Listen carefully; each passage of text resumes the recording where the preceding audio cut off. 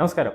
രാജ്യത്ത് നടക്കുന്ന കുറ്റകൃത്യങ്ങൾ അതായത് ഭീകരാക്രമണം ഉൾപ്പെടെ തടയുന്നതിനും അതോടൊപ്പം തന്നെ വലിയ രീതിയിൽ രാജ്യത്തെ ട്രെയിൻ അട്ടിമറിക്കാൻ സാധ്യതയുള്ള കലാപകാരികളായ മതതീവ്രവാദികളെ ലക്ഷ്യം വെച്ചാണ് നാഷണൽ ഇൻവെസ്റ്റിഗേഷൻ ഏജൻസി ഒരു നീക്കം ഇപ്പോൾ നടത്തിയിരിക്കുന്നത്. രാജ്യത്ത് വലിയ രീതിയിൽ ജമാഅത്ത് ഇസ്ലാമിന്റെ നേതൃത്വത്തിൽ വലിയൊരു നീക്കം നടക്കുന്നുണ്ട്. അതായത് രാജ്യത്ത് തീവ്രവാദ പ്രവർത്തനം നടത്തുക, അതുകൂടാതെ തന്നെ രാജ്യത്തെ വിവിധ സംസ്ഥാനങ്ങളിൽ ലഹളകൾ ആസൂത്രണം ചെയ്യുക, ബോംബ് സ്ഫോടനം നടത്തുക, അതുകൂടാതെ വർഗീയ സംഘർഷം ഉണ്ടാക്കുക, ലവ് ജിഹാദ് ഉൾപ്പെടെയുള്ള നീക്കങ്ങൾ നടത്തുക എന്നതിന്റെ നീക്കം ഇന്റലിജൻസ് ബ്യൂറോയ്ക്ക് കിട്ടിയിട്ടുണ്ട്. അത് അവർക്ക് കിട്ടുകയും ചെയ്തു. അത് മുൻനിർത്തിയാണ്, അതിന്റെ ഒരു പശ്ചാത്തലത്തിലാണ് ഒരു വലിയൊരു നീക്കം ആഭ്യന്തര മന്ത്രാലയത്തിന്റെ ഭാഗത്തു നിന്നും NIA ഭാഗത്തു നിന്നും ഉണ്ടായിരിക്കുന്നത്.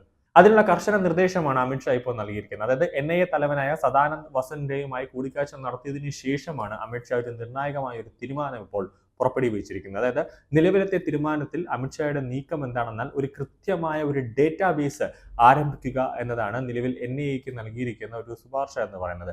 NIAയുടെ ഭാഗത്ത് നിന്നും ആ ഒരു നീക്കമാണ് ഇപ്പോൾ ഉണ്ടായിരിക്കുന്നത്. അതായത് അതൊരു ഗൗരവമായ കുറ്റകൃത്യത്തിൽ ഉൾപ്പെട്ടവരെ എല്ലാം ഒരു ലിസ്റ്റിൽ ഉൾപ്പെടുത്തി ഡേറ്റാബേസ് തയ്യാറാക്കാനാണ് ഇപ്പോൾ NIA ഒരു ശ്രമം നടത്തുന്നത്. NIA തയ്യാറാക്കുന്ന ഡേറ്റാബേസ് ലോക്കൽ പോലീസ്, രാജ്യത്തെ എല്ലാ സംസ്ഥാനങ്ങളിലെയും ലോക്കൽ പോലീസിന് കൈമാറും. കുറ്റവാളികളുടെ വിശദാംശങ്ങൾ, സോഷ്യൽ മീഡിയ അക്കൗണ്ടുകൾ, സാമ്പത്തിക ശൃംഖല, മറ്റ് വിവരങ്ങൾ എന്നിവ കേന്ദ്ര ഏജൻസി ഡേറ്റാബേസിൽ ഉൾപ്പെടുത്തും. കുറ്റവാളികളുടെ ഏറ്റവും പുതിയ ചിത്രം, ബയോമെട്രിക് വിശദാംശങ്ങൾ, ചോദ്യം ചെയ്യൽ റിപ്പോർട്ട്, അവരുടെ ആയുധ വിതരണം എന്നിവയുടെ ഏറ്റവും പുതിയ ചിത്രങ്ങൾ എന്നിവയായിരിക്കും ആ പോർട്ടലിൽ NIA അപ്ഡേറ്റ് ചെയ്യാൻ പോകുന്നത്. സംഘടിത കുറ്റവാളികളുടെ ശൃംഖല തകർക്കുക, ആയുധ വിതരണക്കാർ, റിക്രൂട്ട്മെന്റുകാർ, ഹവാല ഓപ്പറേറ്റർമാർ, വ്യാജ പാസ്പോർട്ട്, വ്യാജ രേഖകൾ നൽകുന്നവർ എന്നിവരെ കണ്ടെത്തി പിടികൂടുകയും സാമ്പത്തിക വരവ് നിയന്ത്രിക്കുക തുടങ്ങിയവയാണ് പോർട്ടലിലൂടെ ലക്ഷ്യം വയ്ക്കുന്നത്. ഓരോ സംസ്ഥാനത്തെ പോലീസിനും ഈ വിവരങ്ങൾ ലഭിക്കും. ഒപ്പം തന്നെ പുതിയ വിവരങ്ങൾ ഡേറ്റാബേസിൽ ഉൾപ്പെടുത്താനും സൗകര്യമുണ്ടാകും. പോർട്ടലിന്റെ ഉപയോഗം സംബന്ധിച്ച് NIA നേരിട്ട് പരിശീലനം നൽകും. ഉത്തരേന്ത്യൻ സംസ്ഥാനങ്ങളാകും ആദ്യഘട്ടത്തിൽ ഡേറ്റാബേസിൽ ഉണ്ടാവുക. അതിനുശേഷം രാജ്യത്തുടനീളം ഈ പദ്ധതി നടപ്പിലാക്കും. അതായത് ഇപ്പോൾ NIA ചെയ്യാൻ പോകുന്ന ഒരു കൃത്യമായ നീക്കം എന്താണെന്ന് വെച്ച് കഴിഞ്ഞാൽ, രാജ്യത്തെ നാഷണൽ ഇൻവെസ്റ്റിഗേഷൻ ഏജൻസി മുംബൈ ഭീകരാക്രമണ സമയത്തിന് ശേഷമാണ് NIA എന്നൊരു ഏജൻസി കേന്ദ്ര സർക്കാർ രൂപീകരിക്കുന്നത്. ഇപ്പോൾ NIAയുടെ ഒരു ഏറ്റവും വലിയൊരു സ്ട്രാറ്റജിക് മെത്തേഡ് ഇപ്പോൾ അവരിപ്പോൾ ചെയ്യാൻ പോകുന്നത്, ഭീകരാക്രമണം അന്വേഷിക്കുന്ന ഏജൻസി ആണ് NIA എന്നതിനാൽ ഭീകരാക്രമണത്തിന് നടത്താനുള്ള സഹായങ്ങൾ ആരൊക്കെ ചെയ്യുന്നു, ഫണ്ട് ആര് കൊണ്ടുവരുന്നു, അവരുടെ ഒരു ലിസ്റ്റ് NIA അവരുടെ പോർട്ടലിൽ രൂപീകരിക്കും.